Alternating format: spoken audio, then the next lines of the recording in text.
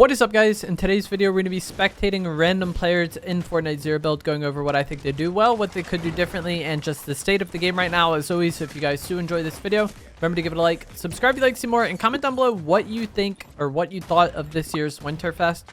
I thought it was pretty solid.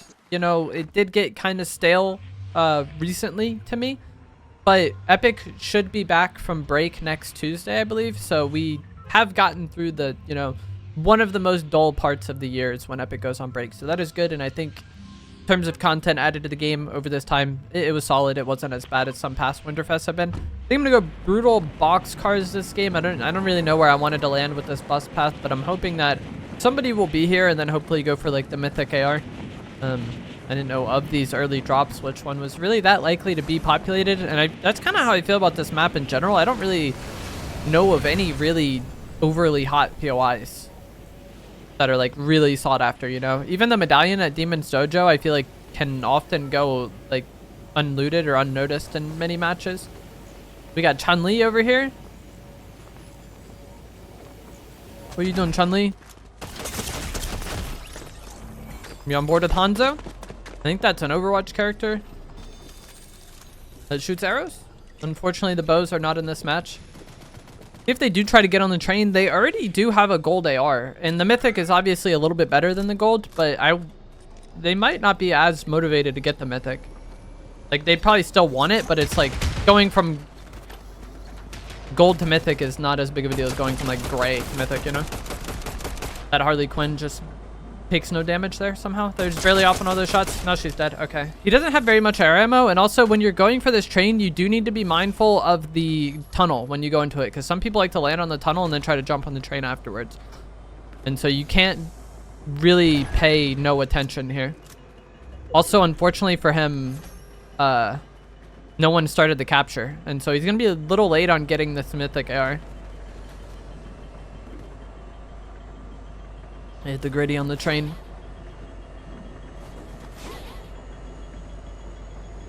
From this, I would like to get over towards Snoop Dogg and get a purple pump, maybe get a present from Mariah, and hopefully get shockwaves from that as well, because the presents do have a very good chance of giving you 6 shockwaves. I don't know if it's guaranteed, but it's seemingly guaranteed. I feel like every present I've opened gives me 6 shockwaves. People fighting in Seaport, but they don't have the mythic AR yet. And I don't know about you guys, but I hate fighting in Seaport. Train is going to stop here. Somebody under him and close. It's mythic AR. Oh no, I thought he just wall kicked himself to fall damage. Only has 3 ARs though. And this is like part of why I'm not the biggest fan of getting the train. Because like, sure, he is the mythic AR now. Awesome. It's a good gun. But no mobility, 40 AR bullets. Like, you do kind of scuff a lot of your game to get the train. I feel like it's best if you can get the elemental chest that's near the train and then hopefully get like a void mask from that before you have to get on the train, because he gets damage here but he has nothing to push with, and then if the damage goes in the other player's favor and that player pushes him, he has no close range weapon. He has no shotgun or anything. Oh, there's a blue pump there. That'd be nice to have.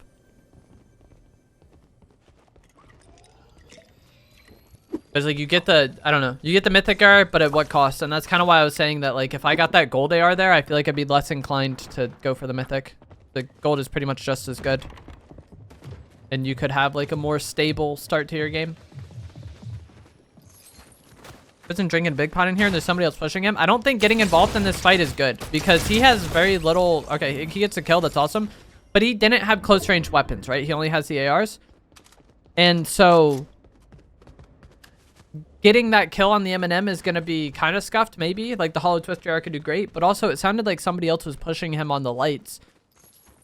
And so if he gets a fight versus that M&M and it's kind of a fight where he takes a good amount of damage and then just immediately third-partied, that is not going to be great. Like, getting in between a player that's pushing another player is often not great. And then I don't know why he chose to not take any of the loot off that M&M's body.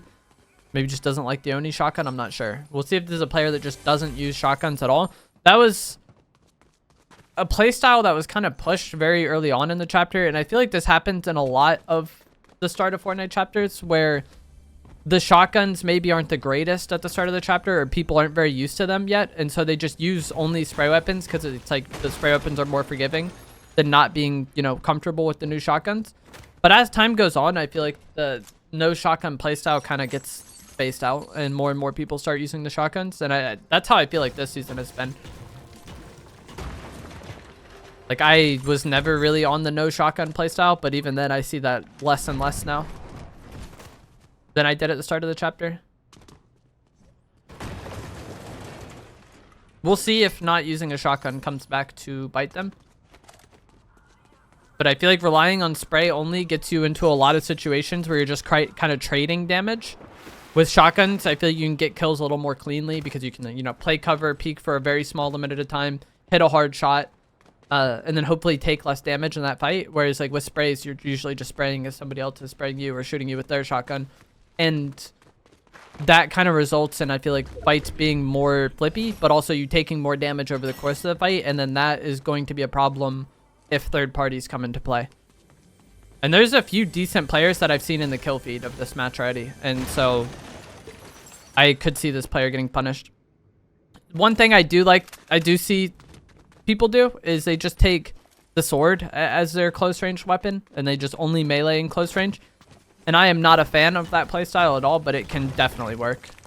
I think using no shotgun and using the sword instead as your close range weapon, I don't like, but I agree that it can be effective, but just using SMGs only, I don't think is the play. They ended up dropping their SMG. Oof, are they going to get on the bike?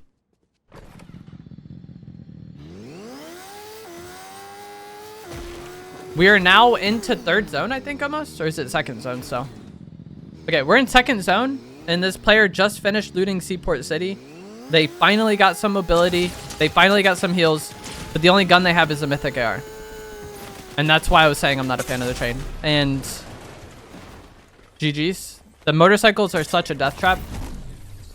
So much damage there. He should be able to get away here and heal. But if that other player was able to push, he's not turning the tide of that fight without a shotgun. Like, sometimes you can be behind in damage and then, you know, hit a very good pump shot and turn the tide of that fight.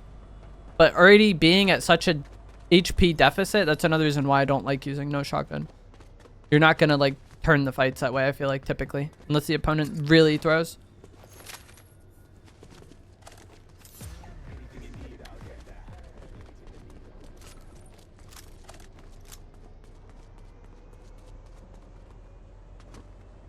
If they finally leave Seaport City. He expects this person to still be around here somewhere. I don't know if that gets onto the mountain. Oh, it does. Okay, nice.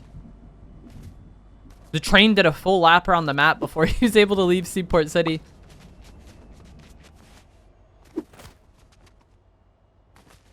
That's rough, man. The ammo medallion player is close to him as well. You see they're in Seaport right now.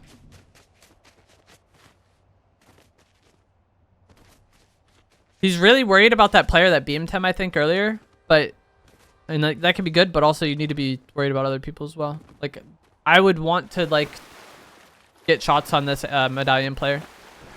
But I really like having that medallion. Some people don't like having it. I love having the ammo medallion because I feel like it helps a lot eliminating the boss on island. And it also really helps when you're spraying out people's cars. And those are two situations that I encountered decently often this season, where people are just really using cars, but also, you know, I like going for the invisibility medallion every game. So having the gun just regen ammo right into the mag allows you to kind of spray at the boss for longer. I think there might be somebody in this house. I thought I heard somebody, but I was not 100% sure.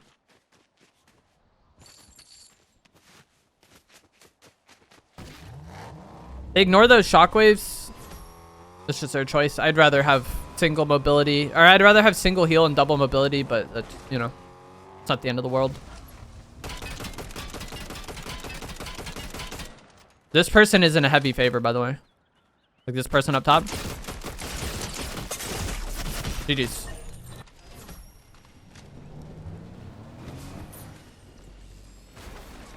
Just not really anything that could be done there. The person that got high ground there, I feel like, has a decent advantage. And then the player we were previously watching just didn't hit a shot at all.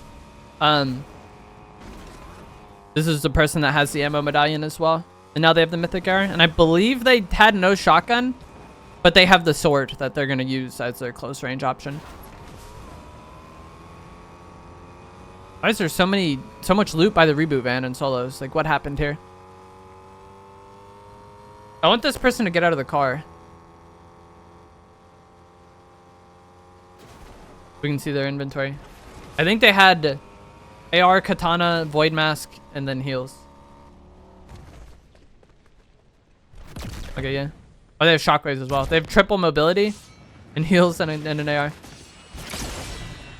And so with the dash attack of the Katana, you get on people and then just send them flying like that. And if you're doing that around any sort of high ground, the person just literally can't play the game in some instances. Like, they're just dead to fall. You can catch yourself with a Void Mask, maybe, if you throw it and then teleport to it to avoid that fall damage. But depending on, like, the height of the fall or how much time you have, there might not be much you can do. And that's why the sword is one of the most annoying items in the game right now, I think. Just that, it's a single button click. For me, it's L2. And, yeah. You just send them flying. The range on it is bizarre. Like, the AoE aspect of it is bizarre. Like, I feel like we've all had those situations where, like, looks like the Katana person isn't even really looking at you, but you still get clipped by it and just get sent off a mountain. Like, I genuinely think that this season has gotten just less fun to play over time as more and more people have just gotten used to doing that with the Katana. Like, a lot of fights now are just, like, people playing specifically to do that. And it's not very enjoyable to play against, I think. So the person we're watching right now, Ben, I really like what they did there. They kind of traded AR tags with that player, and then it seemed like they were on a back foot and the person was pushing them. And they took advantage of that person pushing them and then just beamed them. I feel like a lot of people in that situation would have just been, like, committed to leaving or committed to healing. But when an enemy, like, kind of opens himself up to AR tags, like, punishing them in that moment while they're pushing you, with how insane the Hollow Twister are, you can just, like, kill them before they even get to you in some instances. And the amount of damage the default took was not really that significant. So I really agree with that. And that is something I do a lot this season as well. It's just kind of like re-challing fights. When the enemy doesn't think you are. Like, he kind of baited that person into pushing him by, like, going back into cover. But he was always ready to, like, keep shooting. And then the person pushing kind of got overconfident and then, like, got costed for it. Looks like he is going to go island. Imagine he will. It's got the Mythic Katana up there. He's going to set a teleport on the bottom beforehand. That way, if things go badly, he can just teleport to it. Because if you're fighting on island and things go badly and then you need to, like, jump off into the wind, the enemy that you're fighting can kind of, like, beam you. And when you're flying around, like, you don't have the most control of your character. You can't just, like, immediately be out of there, you know? So putting that teleporter down beforehand makes him able to escape a bad situation or bad timing much better, much easier. And it might not matter. It might not be a thing where, like, he needs to use that, but having it set beforehand can definitely be helpful. And you don't lose anything by doing that. Like, if he needs to throw another portal, he can. It's not like he's forced to teleport to that one. Or, like, he can't throw another portal until he TPs to that one. Gets the boss for free. That's kind of like what I was saying about the ammo medallion. Like, you just melt it a lot faster. Ammo medallion and mythic AR. Like, you kill the boss so quick. He's going to teleport down and try to get the medallion, I think. When you kill the boss on the edge, sometimes it falls off, which is not ideal. This person might be dead to fall. Oh, no, they got caught. I don't know if that would have been enough damage to actually kill, but it would have been a decent amount. Got beamed in the back here. This is, like, kind of the worst situation he's been in. He's in between two players and just got fried for 100. I think you want to just leave. I'm surprised he's still pressuring that. Because even if he chases that person and gets the kill, if he takes any more damage and then the other person that shot him in the back keeps pursuing him, that's probably going to be a death. So just, like, letting that kill go, probably the best thing. I would want to probably be on island now and then just shoot down on people. I don't know where the person was that shot him in the back. Train is being captured right now, so there might be somebody on it. Like, you see the progress? If you see that at any point in the game, like, somebody had to start that. They might not be on there anymore, but they very well may be.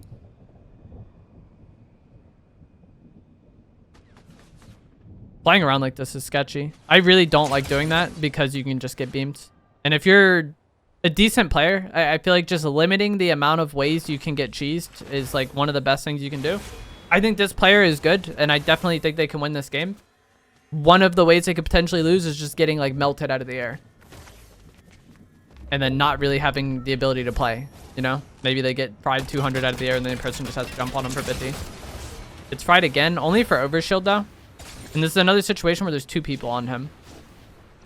Like the person that was just on him and then the person shooting from mid-range. And the person that was on him did also get shot from the mid-range player. But if he continues to fight that person under him, the mid-range player is like guaranteed to third party it. So getting out of that is probably, again, just like the better play.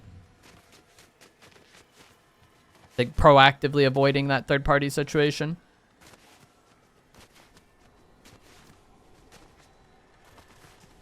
And I feel like if you're going to play like this, you probably want to fight people around mountains as much as possible. So you can hope, like, just launch them off. 8 players remaining.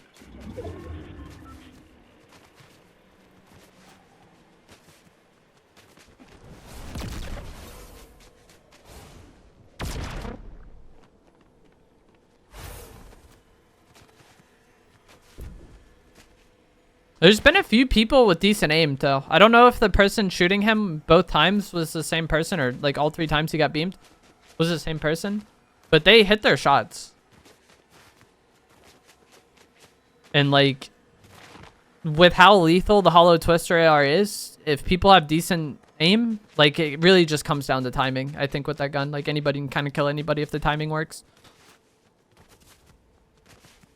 Like, the margin for error is quite slim. If you get caught off guard by it.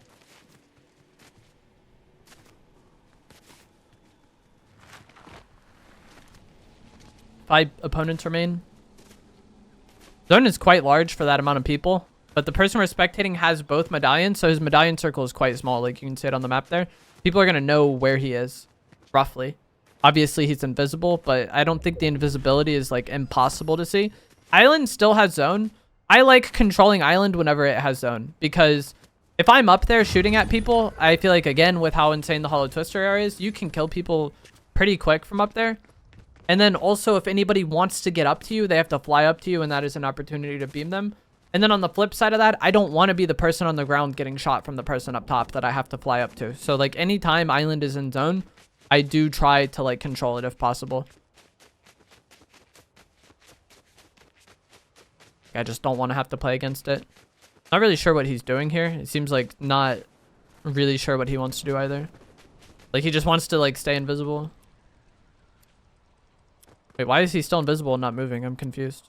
Like, don't you have to be sprinting for this? Is it if you run into the wall over and over again, you're just invisible permanently? What is going on?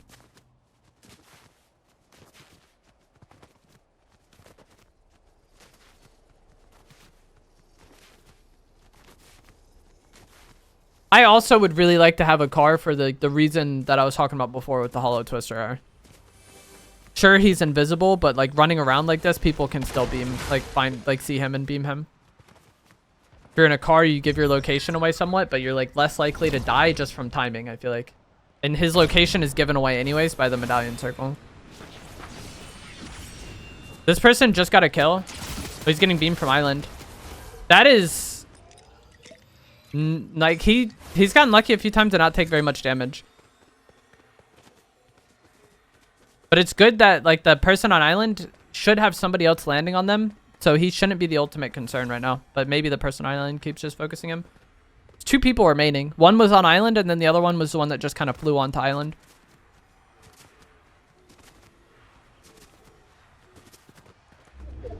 Island doesn't get zone.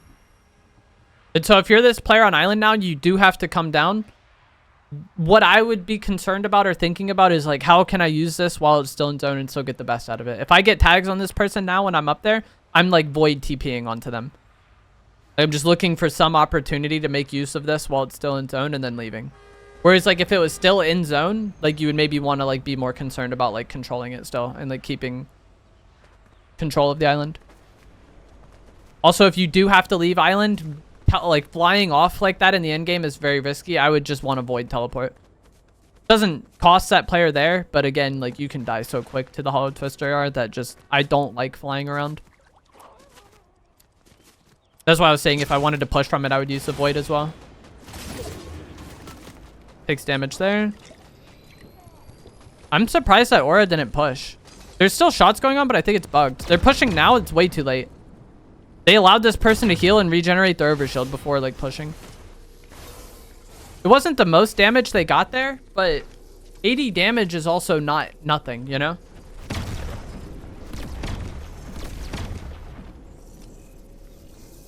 I think that Aura just, like, kind of threw.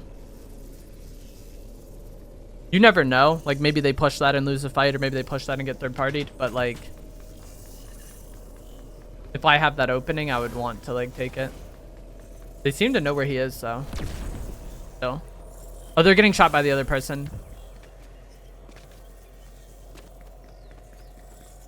I'm surprised he's not shooting the Aura in the back. Like, this is a free kill. They're going to get footstep audio, though. He gets the kill, but takes 100 damage. We'll see if the other player tries to third party off that. It doesn't seem like they are. But if that other person just, like, full pushes with, like, shockwaves here, like, taking that 100 HP advantage to start the fight is great. Is this just going to be two players sorting each other for the win? I've never experienced this.